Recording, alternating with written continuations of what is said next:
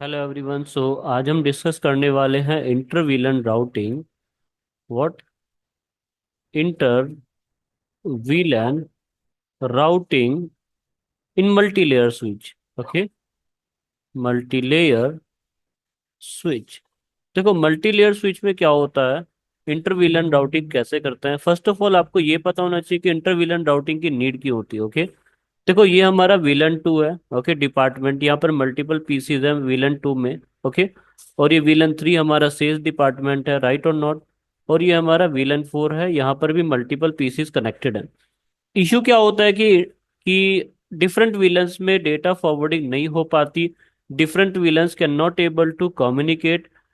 एक VLAN member दूसरे VLAN member को डेटा फॉरवर्ड नहीं कर पाता है। क्यों? क्योंकि आइसोलेशन हो जाता है, सेगमेंटेशन हो जाता है नेटवर्क का। That is why. Okay, same network में क्या कर देते हैं हम, सेगमेंटेशन कर देते हैं। दैट इज वाई क्या होता है, डेटा फॉरवर्ड नहीं हो पाता। डिफरेंट डिफरेंट विलन्स में कोई भी डेटा फॉरवर्ड नहीं हो पाता है।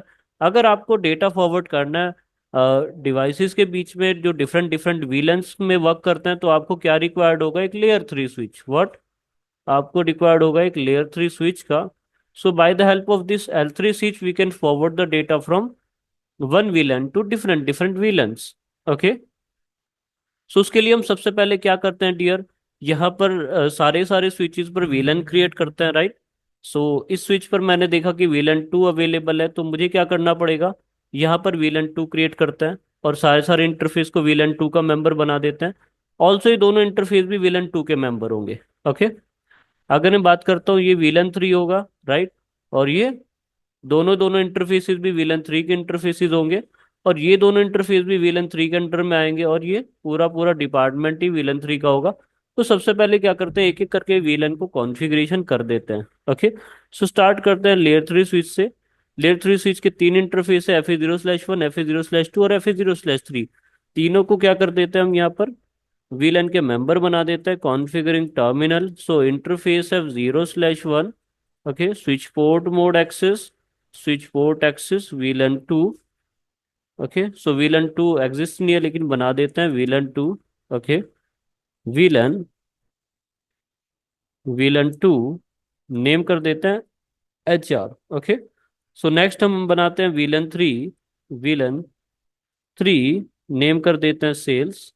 ओके, नेक्स्ट है हमारा VLAN 4, इसका नाम कर देते हैं IT, जैसे कि मेंशन है। Okay, VLAN 4 name IT। सो तीनों के तीनों डिपार्टमेंट हमारे रेडी हैं। इंटरफेसेस को अलॉट कर लेते हैं। इंटरफेस है 0/2। Okay, switch port mode access and switch port access VLAN 3। Okay, interface है 0/4। Okay, switch port mode access, switch port access VLAN that is 4। Okay, so चारों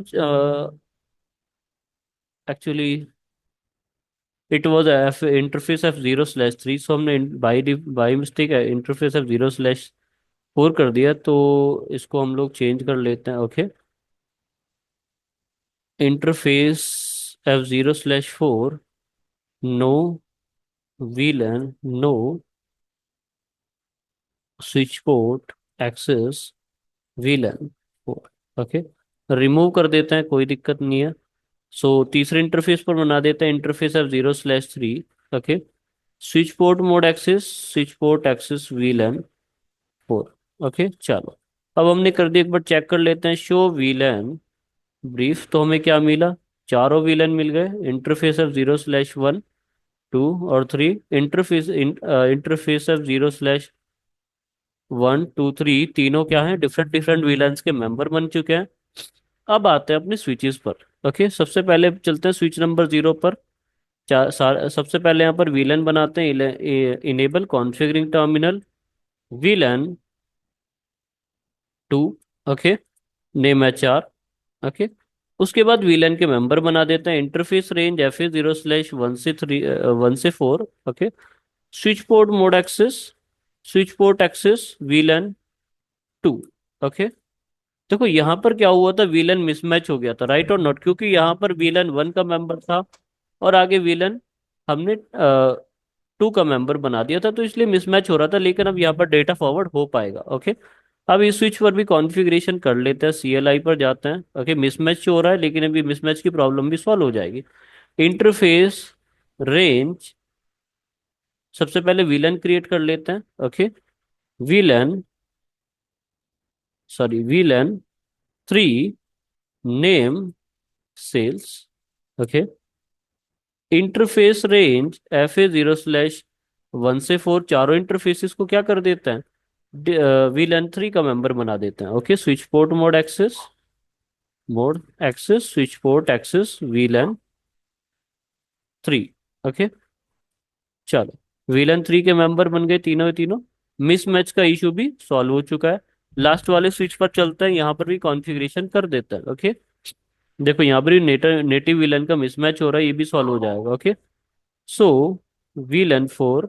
ओके, नेम IT। ओके, अब interface allot कर लेते हैं। Interface range FA0/1 to 4 switch port access VLAN 4। That's it, हमने क्या किया, VLAN की कॉन्फ़िगरेशन कर दी है सारे के सारे स्विचेस पर। ओके, चलो, अब सब कुछ ओके वर्क कर रहा है। अभी सबसे पहले प्रोवाइड करना है IP addresses. Okay dear, so dear मैं इन PCs को IP एड्रेस प्रोवाइड करूंगा, लेकिन उससे पहले मुझे यहाँ पर एक नेटवर्क चूज करना पड़ेगा। मैं तीनों तीनों अलग अलग VLAN को अलग अलग नेटवर्क का मेंबर बनाना चाहता हूँ। 192.168.10.0/24 मैं इस नेटवर्क का मेंबर बनाना चाहता हूँ इन तीनों तीनों यूजर्स को। 192.168.20.0 का मेंबर मैं इसको बनाना चाहता हूँ। 192.168.30.0 का मेंबर मैं इसको बनाना चाहता हूँ। ओके,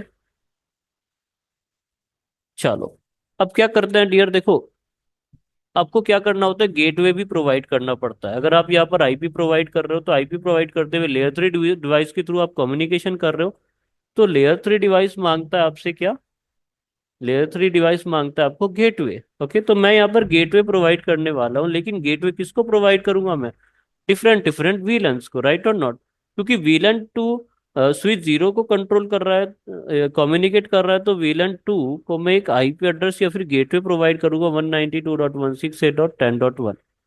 ओके, ऐसे ही मैं क्या करता हूँ, VLAN 3 को भी एक गेटवे प्रोवाइड कर लेता हूँ, क्या, VLAN 3 192.168.20.1। ओके, VLAN 3 को मैं ये गेटवे प्रोवाइड कर देता हूँ। और VLAN 4 को मैं गेटवे प्रोवाइड करता हूँ 192.168.30.1। ओके, तो मैंने क्या किया, तीनों तीनों अलग अलग गेटवे प्रोवाइड कर दिया तीनों तीनों इंटरफेसेस को। ओके, चलो, अभी देखो पहले क्या करते हैं, सारे PCs को IP एड्रेस प्रोवाइड करते हैं, तब VLAN को हम लोग गेटवे प्रोवाइड करेंगे। ओके, PC के बाद PC पर कॉन्फ़िगरेशन कर लेते हैं 192.168.10.2। ओके, गेटवे आपका है 192.168.10.1। तो यहाँ पर मैं क्या करता हूँ, गेटवे मेंशन कर लेता हूँ। ओके, तो ये मैंने क्या किया, IP एड्रेस मेंशन कर दिया, तो एक बार यहाँ पर लेबल भी लगा देते हैं 192.168.10.2, 192.168.10.3 और 10.4। ओके, इन PC को IP एड्रेस प्रोवाइड कर देते हैं, ये हो जाएगा 20.2 और ये 20.3 एंड दैट इज 20.4। और यहाँ पर क्या करते हैं, 30.2, 30.3 और 30.4। तो यहाँ पर क्या किया मैंने, अलग अलग IP एड्रेसेस को मेंशन कर लिया। डिफरेंट डिफरेंट IP एड्रेसेस को मैंने क्या किया यहाँ पर मेंशन कर लिया। अब इन IP एड्रेसेस को प्रोवाइड कर लेते हैं 192.168.10.3। लेकिन आप देख सकते हो क्या कि हमारा जो गेटवे होगा वो 10.1 होगा। ओके, यहाँ पर भी प्रोवाइड कर लेते हैं 192.168.10.4 और गेटवे 10.1। राइट, आगे चलता है 20.2 है, तो यहाँ पर 20.2 प्रोवाइड कर देते हैं IP। लेकिन 20.1 हमारा क्या हो जाएगा, गेटवे। ओके, दिस इज 192.168.20.3 और गेटवे क्या हो जाएगा, 20.1। ओके, थर्ड PC को भी अलॉट कर देते हैं 192.168.20.4। Okay, gateway 20.1। आगे चलता है 30.2 और 30.1 क्या होगा हमारा, गेटवे। ओके, 30 डॉट सॉरी 30.2 और 30.1 is the gateway. Okay, that is 30.3। यहाँ पर क्या प्रोवाइड कर लेता है, 30.3 आईपी एड्रेस और 30.1 आपका गेटवे हो जाता है। ऐसे ही यहाँ पर 30.4 कर देते हैं, 192.168.30.4 और 30.1 आपका गेटवे हो जाता है। तो अब यहाँ पर सब कुछ प्रोवाइड हो चुका है। अब हमें सिर्फ क्या करना है, इंटरवीलन राउटिंग की कॉन्फ़िगरेशन करनी है। इस पर अपने लेयर 3 स्विच पर चलते हैं अब, राइट। सो अब डिफरेंट डिफरेंट वीलैंस को क्या करना है, कॉन्फ़िगर करना है। कॉन्फ़िगर टर्मिनल, हमारे पास तीन अलग अलग वीलैन है, उनको वर्चुअल इंटरफेसेस बना देते हैं, right right. Interface वीलैन, वीलैन 2, okay. IP address जैसे आप प्रोवाइड करोगे 192.168.10.1 एंड 255.255.255.0, आपका काम हो जाता है, राइट और नॉट। इंटरफेस वीलैन 3, और यहाँ पर आप गेटवे आईपी प्रोवाइड कर दो 192.168.20.1, 20.1 एंड 255.255.255.0। Interface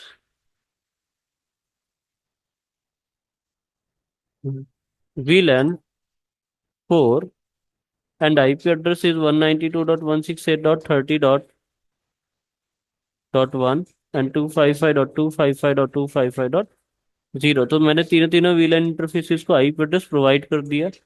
okay. अब जैसे आप आईपी एड्रेस प्रोवाइड कर देते हो आपका काम हो जाता है, लेकिन अभी भी कम्युनिकेशन नहीं होगा, राइट।